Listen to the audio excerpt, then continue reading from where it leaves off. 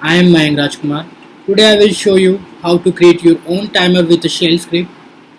Okay, so let's get started. First of all, let me explain what is shell script.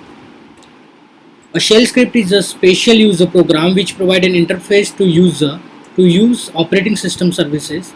Shell accepts human readable commands from user and convert them into something which kernel can understand. It is the command language interpreter that execute commands read from input devices such as keyboards or from file.